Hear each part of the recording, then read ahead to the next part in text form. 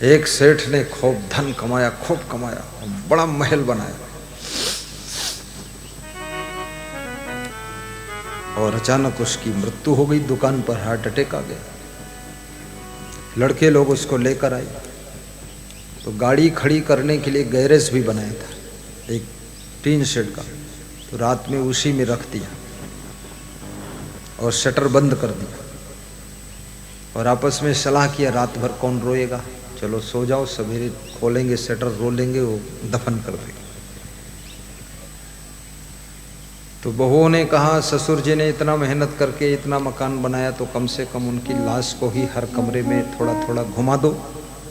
अरे बोले अंदर लाने से क्या फायदा है। ये हाल है संसार का। इसलिए याद रखना, इतना माया मोह में न डूबो कि आत्मा की सदगति के लिए भक्ति भी छोड़ दो। ये बुद्धिमानी नहीं है। हर स्त्री को भी भक्ति करना चाहिए। अंत समय कोई काम न आवे, बीच मिलई बीच ही रही जावे। ताते सुत तुम सुमिरन कीजे, अहनिस ज्ञान रसायन पीजे। अंत समय में परिवार के लिए भी करना चाहिए, समाज के लिए करना चाहिए, देश के लिए भी करना चाहिए, बच्चों के लिए भी करना चाहिए, कमाना चाहिए, बनाना चाहिए। लेकिन याद रखना, साथ साथ में थोड़ा सा टाइम निकालकर अपनी आत्मा के लिए भी भक्ति और सत्संग करना चाहिए। बोलिए सद्गुरु भगवान की जय। ऐसी भक्ति भी नहीं कि परिवार भूखों मर रहा हो, आंखी मूंदे बैठे। ये कौन मॉडल भक्ति भाई। स्त्री के पास पहनने की धोती नहीं, फट गई, वही आंखी मूंदे बोल रहे हैं ओम नमः शिवाय, ओम नमः शिवाय। शाम को दारू पीवाए, सुबह गाली बकवाए। ये भक्ति ढोंग है। परिवार की व्यवस्था भी बनाए रखिए, सुंदर मकान भी बनाइए, सुंदर गाड़ी भी लाइए। ये गाड़ी भक्ति में बाधक नहीं है, साधक है। गाड़ी में बैठकर सत्संग में फट से चले जाओ। ये मकान भक्ति में साधक है, बाधक नहीं है। अच्छा मकान होगा, किसी के हम आंगने जांचने की जरूरत नहीं। गुरुदेव आएंगे, आपके घर में ही आराम से रह लेंगे। घर भी बड़ा बनाओ, थोड़ा, बहुत छोटा नहीं, और दो बनाओ तो और अच्छा।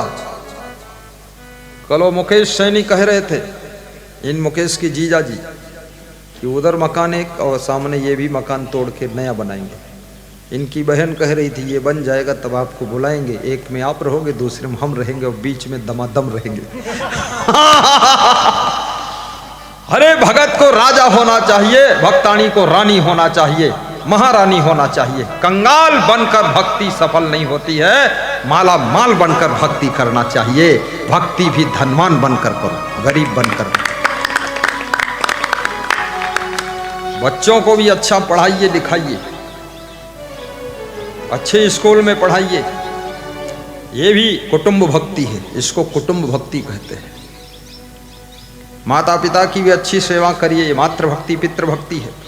भाई का भी आदर रखिए, भ्रातृभक्ति है। घर की स्त्रियों को भी सुख शांति प्रसन्नता से रखिए, ये नारी में नारायणी का दर्शन है। कितने गांव में भगत लोग ऐसा है, चिरकुट, चिरकुट समझते हो, चिरकुट करकुट, इतने गंदे कपड़े पहनता है चिथड़ा भगत। अरे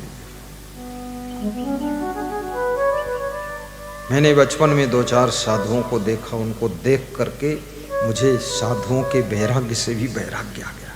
चिरकुट साधु, इतना फटियल कपड़ा, सड़ियल कपड़ा, पूरा पारदर्शी कपड़ा, पूरी टांगें दिख रही, झुन्ना छन्ना शीशा इधर से उधर दिखे, फटा लटा कटा गंदा। तो मैंने कहा यार साधुओं में भी बहुत लफड़ा है, मुझे साधु बनना है। ये तो ऐसा फटियल सड़ियल साधु देखा हूँ, इस तरह के साधु तो मैं नहीं बनूंगा। क्योंकि साधु भी बनो तो ठीक ठाक संत बनो, आश्रम भी ठीक ठाक बनाओ।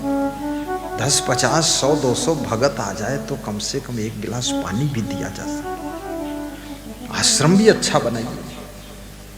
हमारे आश्रम पर बिना बताए 10,000 लोग आ जाए, बिना बताए अचानक 10,000 लोगों के लिए तुरंत भोजन की व्यवस्था 4 घंटे में हो जाए, नाश्ता तो आधे घंटे में हो जाए। आटा मशीन भी लगी है, तेल मशीन लगी है, चावल मशीन लगी है, फटाफट तुरंत गेहूं निकाल के कूट के पीस के छान के सब बना के। याद रखना, संत के जीवन में भी सेवा का बहुत बड़ा महत्व है और भक्त के जीवन में भी सेवा का बहुत बड़ा महत्व है। सेवा में ही भक्ति समाई हुई है।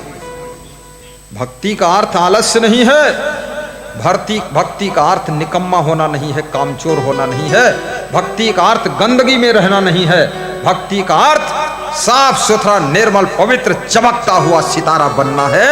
इसलिए भक्त बनो, लेकिन धनवान भक्त बनो, महान भक्त बनो, गुणवान भक्त बनो। अच्छा मकान भी बनाओ, अच्छी गाड़ी भी रखो, अच्छा दान पुण्य भी करो और परिवार को भी अच्छी तरह से रखो। उसी के बीच में परिवार के साथ गुरु का प्रवचन सुनो, ध्यान करो, सबका कल्याण हो जाए। बोलिए सदगुरु भगवान की जय। कहीं विधि भक्ति करी गुरु केरी, बोले सूत सुनो मन फेरी। किस प्रकार से गुरु की भक्ति, गुरु और हरि 2 शब्द हैं लेकिन एक ही बात है। गुरु समान दाता नहीं, याचक शिष्य समान। अंत समय यमगण चली आए, मारी बांध निज लोक सिधाए। देखी भानु सुत लेखा लीन्हा, पुण्य दूतन कहाँ आय सुदीन्हा। कथा है, कहानी है, स्टोरी है। देखिए क्या कह रही है कथा। जब यमदूत राजा क्वांस की आत्मा को बांधकर लेकर चले गए, भानुसुत के पास पहुंचे। भानु माने क्या होता है? भानु माने सूरज और सुत माने बेटा। सूर्य के पुत्र कौन है? यमराज। यमराज सूर्य के पुत्र है, इसलिए यहां यमराज न लिख करके भानुसुत लिखा गया। देखी भानुसुत लेखा लीन्हा, पुण्य दूतन कहाँ आय सुदीन्हा।